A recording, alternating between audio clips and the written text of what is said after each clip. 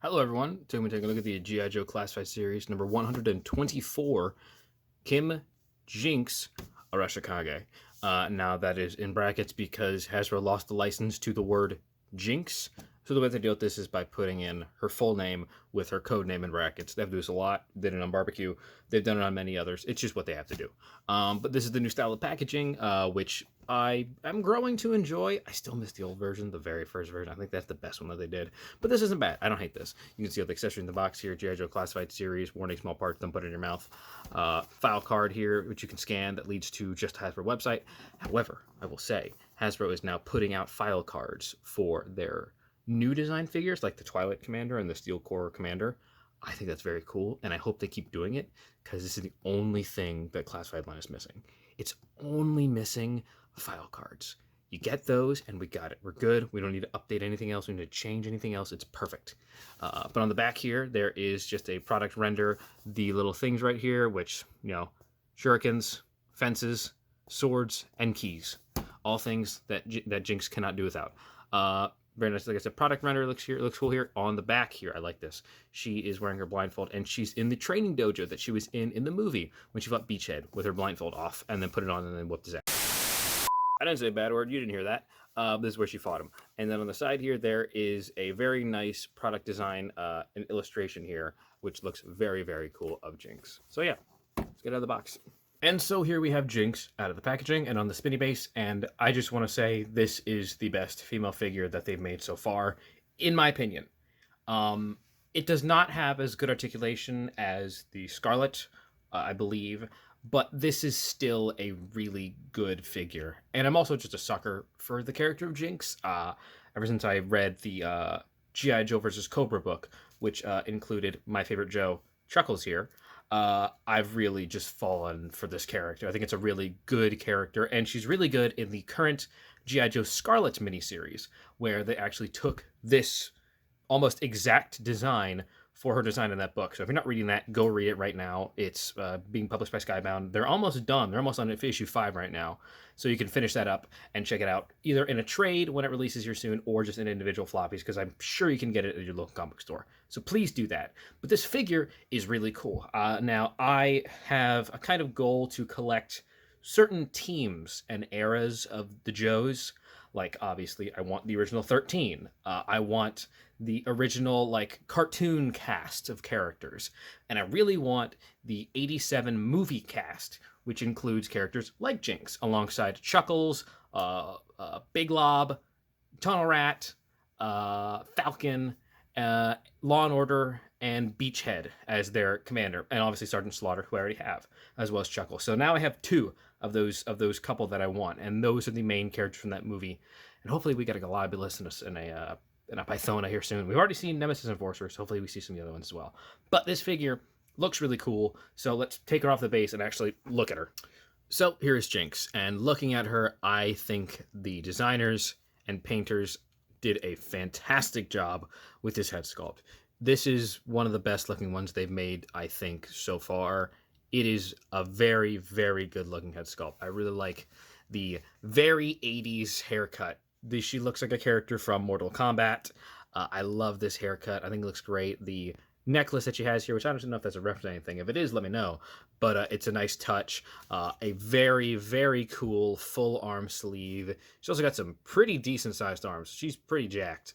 And what I really like here, this is kind of a specific thing here, but I like the gi she has on, because she's wearing the full body gi with the torso and the pants, but the arms are cut off. The sleeves are off, which the original toy had full sleeves, so I would not be surprised if we got a retro card at some point with the full sleeve. So if you want that, just wait. You'll get one, I'm certain of it. But I like this design because when you're doing martial arts, when you're doing stuff like that, you kind of want this look. Think of like Ryu and Ken from Street Fighter, because you get your legs covered, so when you're on contact with the mat, you have a nice grip, so you're not going to slide around everywhere. But you take the sleeves off, so you have full range of motion of your arms and upper torso, and that looks really nice, and it works really good, and it just makes a very just cool looking figure, which is why obviously Storm Shadow here does the exact same thing, which we'll look at him a little bit later. But this just looks very good. I love the red. I love the shades of red. There is a very vibrant red for most of the torso, but then running down the thigh and the inner torso here is a nice darker red, which adds a nice contrast and it makes the colors pop better. I like the, martial arts kind of slippers she's got on, the wraps around her legs, the wraps she has around her arms, which are very nice. Definitely some sort of MMA martial arts style wraps like that, which are very nice. The black belt the belt here, which helps break up the torso, is a nice touch. She's got a very cool dragon like logo on her chest there. Nothing super crazy in the back, but the cloth design looks really good. It looks like an actual, like, proper cloth gi, which is very nice. And again, this head sculpt is just fantastic. It's such a good head sculpt. But that is the torso design here, and I think they did a really good job. The designers did a really good job. This is definitely one of the better figures that they put out in a while. Not to say that they're on average bad or anything, but this one is just a big standout for me in particular. I really like this a lot. This is a very, very cool. I'm glad I got this one. This and Doc were the two that I wanted the most from this most recent wave they put out, and she looks really, really good. But as for articulation here, her head is on a ball joint, which is objective, so she can look down that far and up that far. Not a lot of range of motion for that sort of style. Like, you can't look that far, but there's a lot of swivel here. There is a dumbbell joint on the bottom of the neck here, which unfortunately really does nothing. You can't really move it, and it doesn't help make her head go down any further, really, besides like a hair, pretty much. So it doesn't really do all that much, unfortunately. There are, of course, the G.I. Joe butterfly joints, which one of them does a little more than the other one does.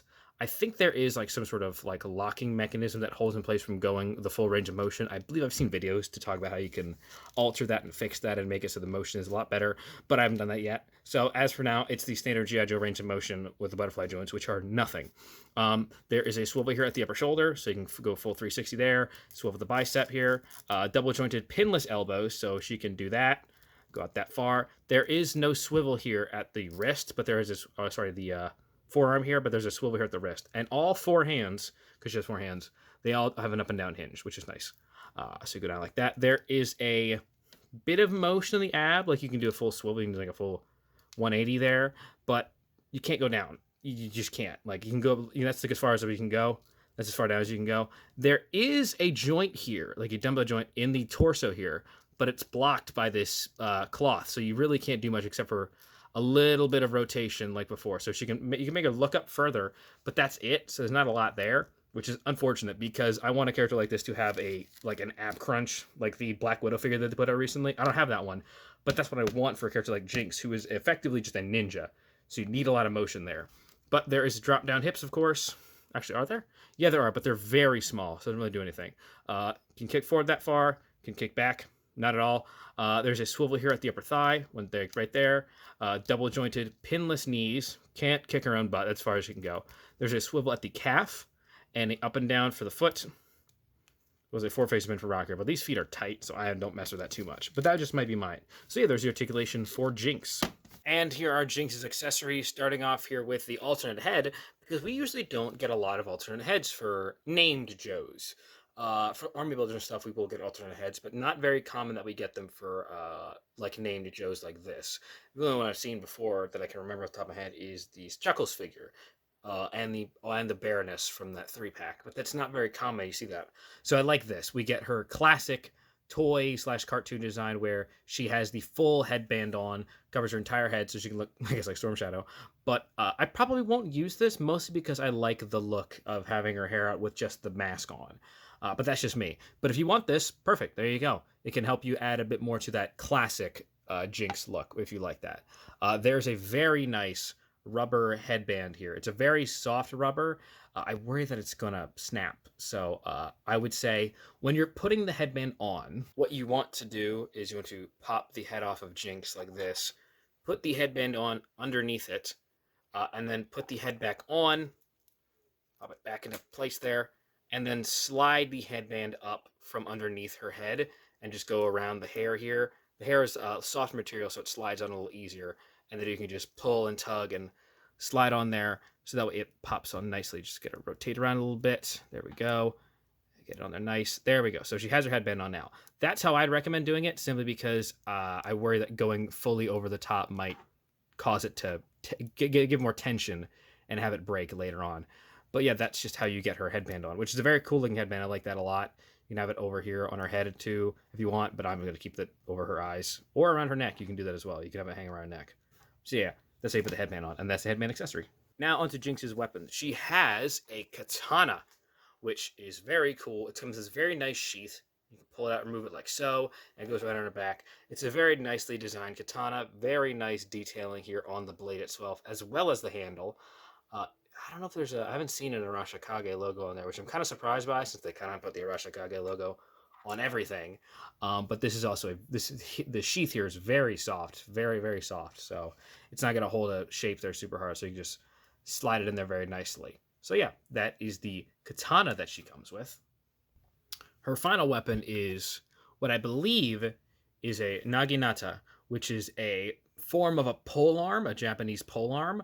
This one is a very cartoonish stylized version, which makes sense as it's directly adapting the original toy version, which was a very cartoonish style weapon. From what I've seen, the polearm is basically just one length of this, and it's just a straight blade at the end of it, and not this whatever this is. This is incredibly impractical and looks very stupid. Like, obviously it's a toy line for children and it's cartoony. That's very clear. I have no problem with that. My Jinx on the shelf here will not be holding this. I will give her the katana or her fists, because this thing looks dumb and is also very inaccurate and very impractical as a weapon. But that is what she has, and it is accurate to her toy, which I'm sure is very important to a lot of people, and it is important to me. I would have been upset if she didn't have it. It just looks stupid. Her final accessories are her two closed fisted hands, because she also has a set of open grabbing hands, so they go along with that. And like I said, they are up and down hinges, so they go like that, so she can, I guess, punch up and down. I would have preferred if those went in and out, but whatever. I'm not a toy designer. Now, as for size comparison, here she is next to Storm Shadow, her sometimes cousin, sometimes brother, sometimes not even remotely related character. They look very cool together. Again, they kind of match with the sleeves taken off as well. And I like the red and white contrast. It looks very cool. So yeah, very happy to have her alongside Storm Shadow now. Another ninja. Now I only need Kamakura. Here she is next to the blue ninja from the Cobra Ninja 2-pack. Very cool. I really like that blue ninja design a lot. It's a very fun looking figure, and it will be very fun taking photos of her probably beating the snot out of him. So yeah, that'll be very fun to see. And for a double side comparison, here she is next to the female blue ninja that was also from that 2-pack, and she is a lot taller than that ninja. It might be a little hard to see on camera, but she is a lot taller. It's the tops of the ears are just hitting like the top of her headband for me. So yeah, there they are side by side. Very cool. Happy to have more ninjas. Always happy to have more ninjas. And like I mentioned before, here she is next to her member of the came from the 1987 movie club and also appeared in a very good comic book later club, which is Chuckles. They met together in the G.I. Joe Cobra miniseries, which is a very fun miniseries. And like I said, if you haven't read it, you should absolutely read it. It is a great, great book.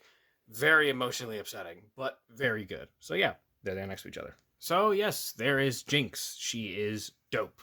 Really, really cool figure. Very happy to have her, and very happy to have her in the collection of, like I said, 87 Joes. So very cool to see that. This figure is definitely worth picking up. I will say this is, like I said, my opinion, this is the best female figure that they've made so far. I love Lady J.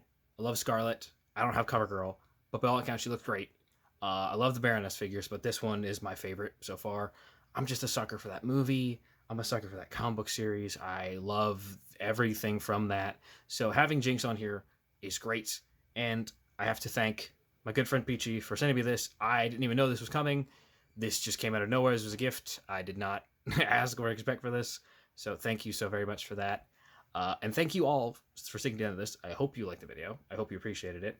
I hope you liked it, and I hope you commented, and hope you subscribed. Everything needs to get done for me to keep doing these videos that I love to make. And like I said, if you enjoyed it, glad to hear it. And if you want this figure, you can pick it up on Pulse, Amazon, whatever. You can probably find this in Walmart. So yeah, that is Jinx. And I will see you whenever I see you next. Yo, Joe.